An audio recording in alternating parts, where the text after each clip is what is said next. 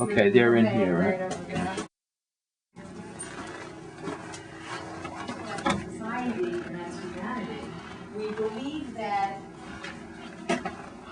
learning comes only from negative experiences. So as a globe, as a country, as a society, we have a lot of negative experiences so that we can have this learning process. But the truth is, when we begin to understand why we're here, and when we begin to reconnect with our purpose for coming here, we have fewer negative experiences, and we can learn how to learn from the positive. It's the oddest thing because our society doesn't really support people learning from the positive.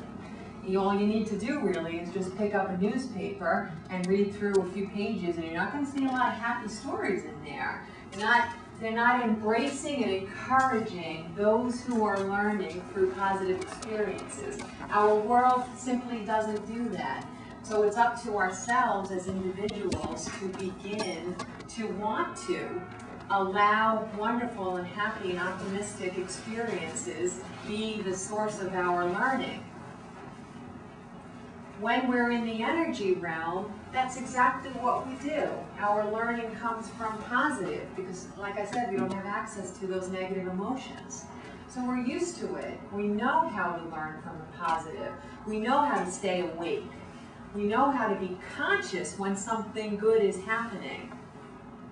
And when I started this process and I started to really examine my own thoughts and my own beliefs and see it from a different perspective than I had, I noticed something. I get a lot of positive emails, a lot.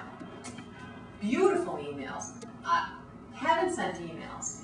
And every now and then, like once every 6 or 7 years, I get one with a little tiny bit of something negative in there. So what happens? I close out on the 15 beautiful ones, I go about my day, and what's in my head all day? Right? Yeah. It's that one. I'm not thinking about the other 15. I'm just thinking about the one. And it depletes my energy. It pulls me down. I feel awful. I'm not happy. And that's the reality that most people live within. We have learned, by no fault of our own, to focus on that which makes us unhappy, that which we don't want. That's where our focus goes. And if you have had any exposure to the concept of the law of attraction, you know that what you focus on will expand. Where your mind goes, where your thoughts go, that becomes bigger, and where your thoughts are not becomes smaller.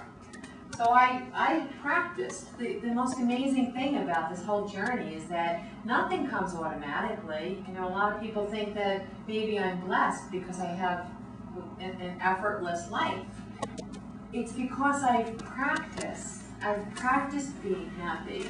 I've practiced using my thoughts. I've practiced focusing on the 15 emails and really putting that 16th email out of my mind.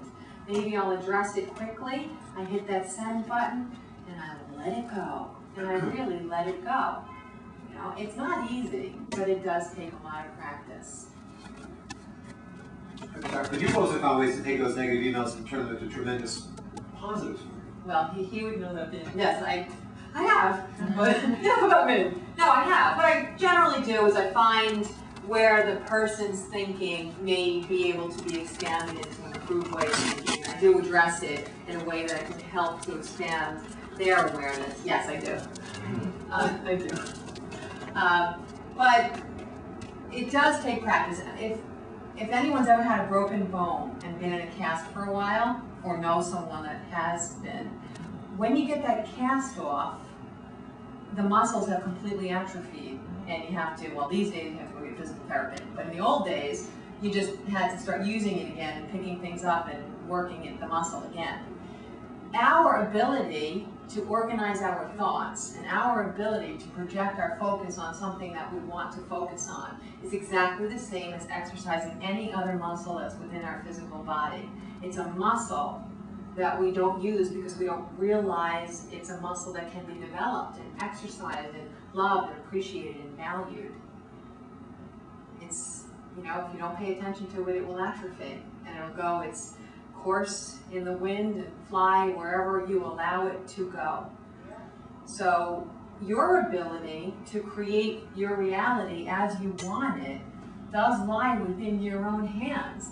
We have power. We didn't come here helpless. We came here with everything that we need to live the life that we intended to have, to be happy, to be loved, to be appreciated, to feel joy, to have abundance, to prosper, to create harmony within ourselves and our lives and our communities and our families and our neighborhoods.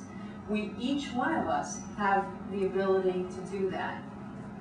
And that we have such a long history now where you can go and you can read hundreds and hundreds of stories of people who came from circumstances where you didn't think it was possible that they could survive those circumstances. And then they, you know, escape their country or escape this and live and live and live. And then the thing they go on to create. How did such a person survive where others did not? Because they didn't understand that they were using their focus to create a different reality. It was happening innately for them. They didn't realize that it was happening. It was probably not something that they could completely teach to others.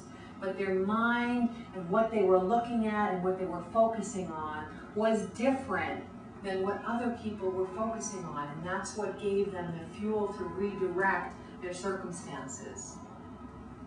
That's not always the case. There's other reasons why we experience different types of tragedies. I don't want to say that that's the only reason. It goes into many, many different directions, which I will discuss tonight. But we can change our reality by changing what it is that we look at. And then we can expand, and we can expand the level of awareness and the level of joy and the level of happiness for more people.